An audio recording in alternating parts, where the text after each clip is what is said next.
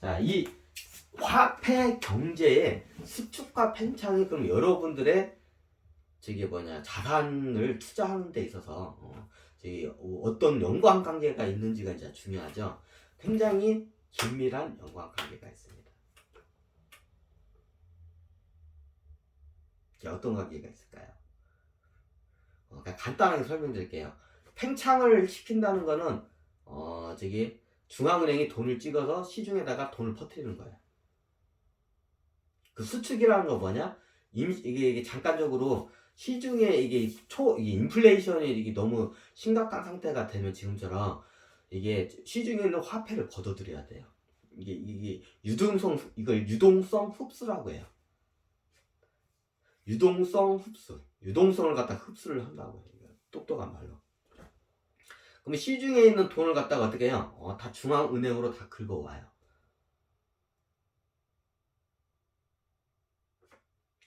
지금 미국도 지금 그걸 하고 있죠. 왜 그걸 해야 이제 이거 물가를 잡을 수 있기 때문에. 자, 그러면 물가를 잡기 위해서 중앙은행은 어쩔 수 없이 약간 이렇게 팽창됐던 거를 갖다가 지금 화폐 시장에 팽창돼 있던 이 물량을 갖다가 줄여야 돼요. 수축을 살짝 해야 돼. 왜 인플레이를 잡기 위해서. 그러면 어떤 현상일까 시중에 화폐를 걷어들이면. 자, 화폐를 걷어들이면 어떤 현상이 될까요? 네, 화폐가 귀해져요. 돈이. 화폐가 귀해져요. 화폐도 일종의 수요와 공급의 법칙에 의해서 움직여요. 자, 시중에 화폐가 돈이 귀해지면 어떻게 되나요? 네, 돈을 빌려주는 사람은 많은데 돈을 빌려줄 돈이 없어. 돈을 빌려줄 사람이 없어. 돈을 빌려줄 돈이 없어 시중에. 근데 돈을 빌리고 싶은 사람은 많아. 그럼 어떻게 될까요? 네, 돈이 빌리고 싶은 많은데 빌려줄 돈은 없어. 그럼 어떻게 되나요? 네, 금리가 당연히 이자가 올라가죠. 높은 이자를 해서라도 나 좀 빌려줘 하는 사람들 많아. 그럼 이자는 당연히 올라가죠. 10% 이제 투자 했을 때까지 이자가 올라가요. 이제 이미 올라갔죠. 지금 보면 투자했을 때 10% 이상대의 이자가 올라가요. 저번에 뭐 보니까 어디 농협에서 예금 금리를 10% 이상짜리 예금 금리 했다가 나중에 문제 일으켜가지고 한번 뉴스 나오기도 하더라고요. 나오죠. 예금 금리도 나오고 대출 금리는 단 10%짜리 지금 금리가 회사채 같은 경우는 10%, 좀 낮은 회사채는 10% 이상이 다 넘어갔어요 지금. 자, 연 이자가 10% 이상이 넘어갔어요. 왜 넘어갔을까요? 돈을 이제 신용에 문제도 생겼지만 시중에 일단 돈이 없어요. 왜? 중앙은행이 유동성을 흡수를 하기 때문에. 자, 이게 빵빵하게 이게 터질까 말까 풍선에서 이게 터지면 큰일 나니까, 경제가 터지면 큰일 나니까 잠깐 바람을 뺐어. 그래. 여기 돈을 이제 이 시중에 있는 돈을 이제 갖다가 중앙을 뺐어. 그 어떻게 소각을 시켜야 대부분은. 소각을 시켜야 이제 소각을 시켜가지고 뺐어. 그러니까 이렇게 빵빵하게 터질까 말까 하다가 이렇게 해요. 그러면 시중에 이제 돈이 모자라겠죠. 무슨 소리예요? 예전에 2만 원일 때도 있었는데 2만 원 뭐 여기서 이만큼 막 줄어도 아직도 많고 이만큼 이제 그걸 이해를 하셔야 돼요. 예전에 이만큼 있을 때 우리가 물가라는 게 자, 뭘 기준으로 할까요? 저기 아파트로 하라고 서울의 아파트가 강남의 아파트가 500만 원일 때가 있었어요. 그 500만 원짜리가 지금은 뭐 제가 굳이 말 안 할게요. 너무나도 잘 아니까. 자, 예전에는 아파트가 500만 원 때가 있었어. 자, 지금 500만 원짜리 아파트 어디 있나요? 없잖아요. 자, 왜 500만 원짜리 아파트가 없을까요? 예전에 한 80년대까지만 해도 500만 원짜리 아파트가 있었는데 지금 왜 500만 원짜리 아파트가 없었을까? 왜 그럴까요? 사람들이 인플레이션이 이제 물가가 조금씩 오른 게 거기에 이제 익숙해져 버리기 때문에. 자, 아파트 값이 아무리 떨어져도 500만 원까지는 안 떨어지죠. 왜? 시중에 이게 돈이라는 게 계속 조금씩 오면서 이게 거위의 털을 또 뽑을 때 이게 거기가 비명을 지르지 않게끔 떴는 방법으로 하다 보니까 사람들이 비명을 지르지 않는 상태에서 계속 이게 하다 거기에 무던해진 거예요. 뭐 예전에 500만 원짜리 아파트가 있었는데 왜 지금 없디야? 하게 되면 그 이유 때문에. 자, 예전에는 요만했었어요. 시중에 돌아다니는 화폐가 요만했었어요. 자, 자 그게 지금 얼마까지 왔나요? 요만큼까지 왔어요. 자, 옛날에 시중에 화폐가 시중에 돌아다닐 때 화폐가 요만할 때 아파트 값이 500만 원짜리 아파트였던 거야. 자, 이게 개념을 이해하셔야 돼 지금 상태를. 자, 지금 500만 원짜리 아파트가 없어요. 강남 아파트가 5억짜리 아파트도 없죠. 이하도 없죠. 있나요? 생겼나요? 하여튼 그냥 5억이라고 가정합시다. 500, 5천원 100배 올랐네. 그냥 아파트 예전 아파트 500만 원이었는데 지금 5억이야. 그냥 강남까지는 안 가고 하여튼 그냥 옛날 500만 원 아파트치가 지금 5억이야. 100배 올랐죠. 왜 그랬을까? 아니 왜 지금 뭐 통화량을 수축을 시키면 500만 원까지 떨어지지 않는다. 그렇게까지 수축은 못하죠. 자, 옛날에는 예전에 제가 알기로는 이게 어디 문서는 안 남았을 거예요. 6.25 전쟁이 끝나고 옛날에 이승만 대통령 때죠. 6.25 전쟁이 끝나고 우리나라의 총 이게 찍어낸 화폐가 몇억 원밖에 안 됐었어요. 네? 자, 여기서 조금 더 과거로 내려갈게요. 우리나라가 이승만 대통령 예전에 화폐 개혁을 한번 했어요. 6.25 일어나는 그 중에. 그리고 6.25가 끝나고 6.25 그때 전쟁 때 돈을 어마어마하게 찍어냈어요. 왜? 전쟁 물자를 사기했기 때문에 화폐 개혁하면서 돈을 어마어마하게 찍어냈어요. 근데 웃긴 게 뭐냐면 돈을 찍어내는데 그 옛날 돈을 밖으로 와야잖아. 밖으로 안 와 사람들이.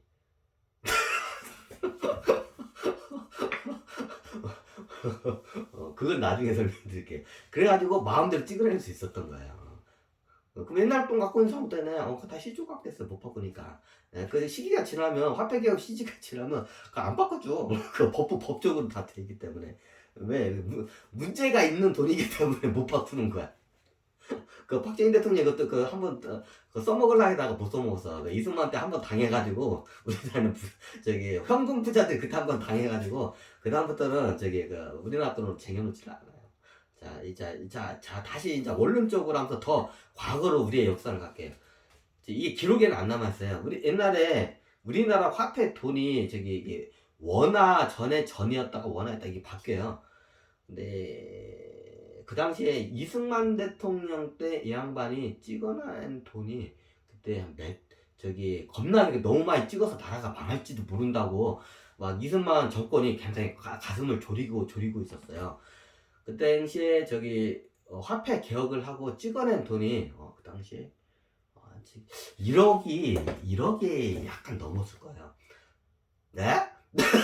그 다음 네? 1억이야?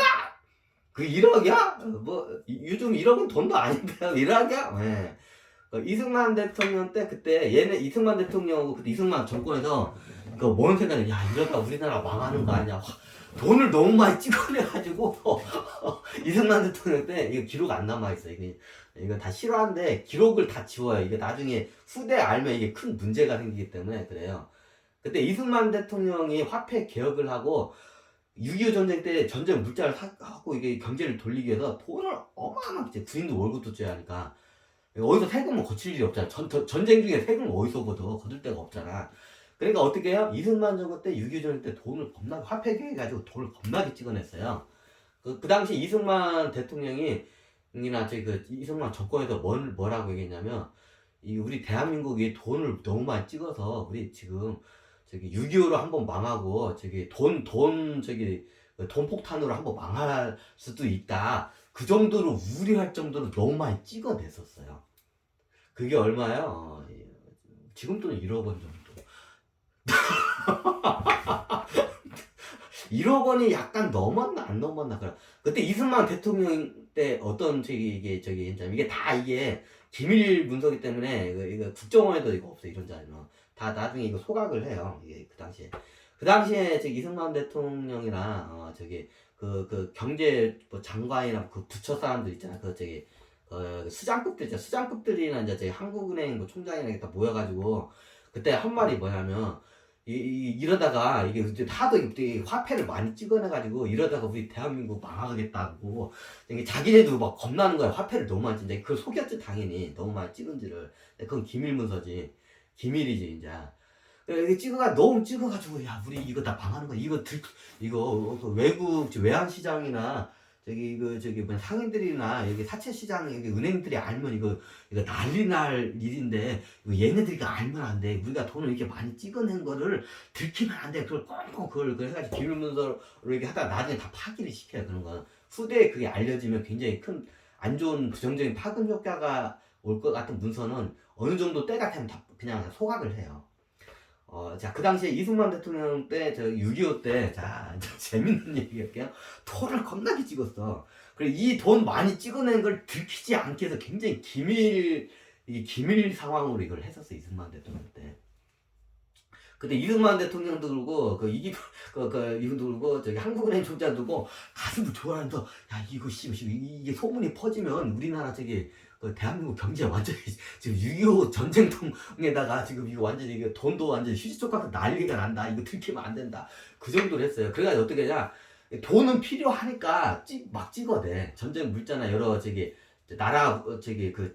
나라를 운영하려면 돈은 필요한데 세금을 거둘 때가 이 난리 전쟁통에 부산까지 밀린 상황에서 누구한테 미군 있잖아. 미군한테 이거 원조 받는 것도 한계가 있지. 받긴 받았어요. 받긴 받았는데 이제 그럼 완전히 저거니까 그 독립된 자국으로서의 스스로 뭔가 이거를 경제적 독립이 있어야 하는데 그게 안 되면 안 되니까 그걸 막 찍어낸 거야 그 당시에. 그래 우리 대한민국 이러다 망하는 거 아니야 하고 가슴 찢어. 그래가지고 그 당시에 이게 한국은행 몇 명밖에 몰라요. 이승만 대통령, 이기붕 이 양반, 한국은행 총재, 그 당시에 재정부 장관인가 그리고 5명, 한 5명, 10명도 안 나가. 5명 정도만 이거를 알아, 이 기밀사. 아무도 몰라. 왜, 이게 외부로 세면, 이게 똥값이 되니까, 경제가 완전 파탄되니까. 그랬어요. 뭐, 그 당시에 돈을 겁나게 찍어냈어요, 이게. 얼마 찍어냈냐고요? 그 당시에 제 한국은행 총장이 이제 한 말이 있어요. 그 당시에 그 재정부 장관도 그렇고 이 양반도 전문가잖아. 이제 이기붕 이 양반하고 이승만 대통령은 정치인이지 그 화폐 경제 이런 것에는 그렇게 잘은 모르잖아. 어느 정도 알기만 이게 이제 뼛속까지는 모르잖아. 그럼 화폐 경제에서는 이게 재정부 장관하고 그 당시에 한국은행 총장이 다 알잖아. 한국은행 총장하고 재정부 장관이 이제 딱 이게 리미트 선을 갖다가 딱 그어요. 이 이상을 찍어내면 이거는 진짜 큰일 난다고. 그게 얼마냐? 지금의 돈의 가치로 얼마냐? 1억이에요. 1억 이상을 찍어내면 이거는 나중에 큰 문제가 된다. 그래서 1억 이상 찍어내지 말아야 한다. 왜? 왜? 1억? 그거 돈도 아닌데 1억? 발행하는 게 1억? 오, 그랬어요. 그것도 그 1억이란 그게 그 당시에 1억 이상을 거의 안 찍어낸 거야. 그리고 이제 전쟁이 끝나고 그 뒤에부터 이제 더 찍어서 이제 1억을 넘기 시작했죠. 이해가 되시나요? 자, 그러면 좀 약간 과거에 이게 할까요? 제가 7, 80년대 물가는 제가 그 당시에 이제 70년생에서 좀 대충 알고 있는데 제가 6.25가 끝나고 6.25 끝나고 한 60년대나 50년대 물가는 제가 몰라요. 그럼 한 60년대쯤에 물가가 겁나게 쌌다고 했어요. 말도 안 되게. 저도 몰라요. 그래요. 자, 예전에 6.25 끝나고 지금 돈으로 발행한 화폐가 1억 원이 약간 안 됐었어요. 그 6.25 전쟁 때 그 당시에. 그리고 6.25가 끝나고 그때부터 조금씩 이제 찍어다가 지금까지 온 거예요. 예전에 보니까 우리나라가 몇천조인가? 몇천조를 까먹었다. 몇천조 우리나라에서 발행한 화폐가 총 몇천조인가 된다고 하더라고요. 이게 하여튼 되게 까먹었네. 여기 있었네. 지금 몰라요. 그게 한 2년 전 이야기니까 그게 지금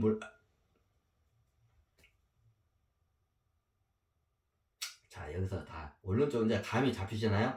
자, 우리나라의 6.25 그 당시에 화폐 개혁을 하면서 현재 돈의 가치로 해서 1억 원, 약 1억 원 가까이 찍었습니다. 그래서 그 1억 원이 시중에 도는 거예요, 이제. 자, 그게 이제 조금씩 계속 이게 수축을 한 적 없어요. 계속 약간 팽창했다 수축했다가 더 팽창했다가 조금 수축했다 더 팽창했다 이거는 했어도 계속 궁극적으로는 우리나라 뿐만 아니라 전 세계의 모든 중앙은행들이 계속 시중에 저기 돈을 계속 되게 유동성을 계속 투하를 했어요. 자, 우리나라가 대표적이죠. 옛날에 저기 6.25 전쟁 때 화폐 개혁 때 1억 우리 지금의 화폐 가치로 1억 원 약 1억 원 정도를 찍어냈어요. 자, 지금 1억 원 가지고 여기 화폐 경제 돌아가나요? 안 돌아가죠. 이제 그게 늘어나가지고 이제 사람들이 그 화폐가 시중에 저기 찍어낸 화폐가 1억 원이었는데 그 1억 원이 지금 어마어마한 돈으로 지금 찍어냈죠. 계속 팽창해온 상태예요. 그럼 이게 문제가 안 되나? 이제 문제가 왜 안 됐었냐면 첫 번째는 조금씩 대중들이 모르게 조금씩 그 대중이랑 거위들이 저기 비명을 안 지를 정도 조금씩 샤브샤브 이걸 늘려놨기 때문에 이 문제가 안 생겼다는 거예요. 첫 번째. 자, 두 번째 요인. 인데까지 이게 왜 이렇게 가능했냐면 예전에 우리 6.25 때의 그 경제 규모 상태와 지금 우리나라의 경제 규모 상태는 비교 자체가 안 되죠. 비교가 안 되죠. 그 사이에 경제가 굉장히 예전에는 손톱만 했던 경제 규모가 지금은 제 몸보다 더 커졌어요. 제 몸보다 더 커졌어요. 옛날 손톱만 하던 경제 규모가 지금 제 몸보다 커졌어요. 네, 그 과정에서 계속 경제가 커지면서 성장하는 과정에서 화폐를 더 내도 문제가 안 생겨요. 그것도 또 실질적으로 찍어내야 돼요. 찍어내지 않으면 돈값이 겁나게 말도 안 되게 올라요. 돈의 가격이. 자, 돈의 가격은 역사적으로 오른 적이 없어요. 지폐의 가격은. 어떻게? 항상 조금씩 떨어졌어요. 이것 때문에 그래요. 생각을 해봐요. 6.25 때 1억 원밖에 안 찍었는데, 약 1억 원밖에 안 찍었는데, 지금은 겁나게 찍어냈죠. 여러분들 재산 중에 1억 원 안 되는 사람들 없잖아. 어지간한 사람들, 제 나이가 되면 자기 쓴 자산이 1억 원 안 넘는 사람은 없잖아요. 왜? 돈의 가치가 많이 떨어지는 거예요. 왜? 팽창만 계속 한 거예요, 이때까지. 근데 왜 이렇게 버텼냐? 이게 만약 자본주의 사회가 문명이 발달이 안 되면 그게 문제가 생겨요. 근데 자본주의 사회에서 계속 문명이 발달하고 산업의 단계화가 일어나요. 자, 6.25 전쟁 때부터 해가지고 우리 아무것도 없어요. 6.25 전쟁 때 우리가 뭐냐? 농업국가였어요, 그냥. 농업이 거의 99%였어요. 그렇죠. 딴 거 거의 없어. 우리 남한 같은 경우는 거의 90%라고 해야 하나? 하여튼 90% 이상이 거의 농업이고, 다른 산업 발달 안 됐어요. 우리 역사적으로 보면 나중에 뭐 가발 산업에서 이제 저기서 산업의 단계화가 더 올라가고 섬유 이제 산업, 그 다음에 이제 의류 산업, 그 다음에 중공업 산업, 그 다음에 전자 산업, 그 다음에 IT 산업, 뭐 바이오 산업, 머시기 산업, 금융 산업, 머시기 서비스 산업, 여러 가지 이제 저기 바이오 산업, 뭐 여러 가지 산업이 이제 경제 규모가 이렇게 커졌죠. 산업이 이제 단계화가 많이 되고, 그러니까 경제 규모가 겁나 됐다 커진 거야. 이제 그만큼 화폐를 많이 찍어내도 크게 문제가 안 되는 거예요. 근데 문제는 뭐냐? 인데까지 화폐를 찍어내던 그 속도만큼 계속 찍어내는데 이게 이제 저기 문명이라는 게 발달이 약간 이게 느려지거나 멈춰져요. 그게 대표적인 게 선진국들이죠. 그 선진국들은 경제 성장률이 마이너스거나 아니면 0%대예요. 왜? 이유가 그거예요. 새로운 문명이 이게 왔을 때 그게 해요. 근데 반대로 신흥국 같은 게는 예를 들어 농업국가야. 중국이 대표적이죠. 중국이 1990년대부터 거의 이게 개혁 개방했을 때 중국이 거의 농업국가였어요. 공산화 국가였을 때는. 근데 자본주의 개혁 개방을 하면서부터 지금 약 30년 동안에 짧은 시간에 엄청나게 산업이 팽창을 했어요. 그럼 중국도 그것만큼 돈 겁나게 많이 찍어댔어요. 근데 그게 규모만큼 같이 경제 규모만큼 따라가면서 그게 찍어야 하는데 이제 사람의 욕심이 좀 그렇고 국가에서는 이제 어떻게 하냐 그걸 저기 이제 돈이 필요하니까 무분별하게 더 찍어요. 이제 저기 속도가 요만큼 가는데 여기 경제 규모가 요만큼 가는데 돈을 이만큼 찍어냈어. 그 문제가 생겨요. 그럼 이 상태를 갖다가 이제 여기서 이제 수축과 팽창의 규모를 여기서 봐야 돼요. 경제 규모가 이만큼이면 화폐를 요만큼 찍어냈으면 이건 팽창 상태예요. 근데 경제 규모가 이만큼인데 저기 화폐를 이만큼 찍어냈어 적당하게. 그럼 이게 수축 국면이에요. 자, 수축과 팽창을 좀 이렇게 그 기준점을 좀 잘 잡으셔야 돼요. 풍선처럼 확 불었다가 쪼그라들고 이게 수축 팽창이 아니라 경제 규모와만큼의까지 이게 일 갖다가 유동성을 그만큼을 이게 시중에 돈을 걷어내잖아요. 그러면 그게 저기 그만큼 그게 이게 수축 국면이에요. 근데 경제 규모보다 더 저기 돈을 찍어내는 게 팽창 국면이에요. 이해가 되시나요? 수축과 팽창.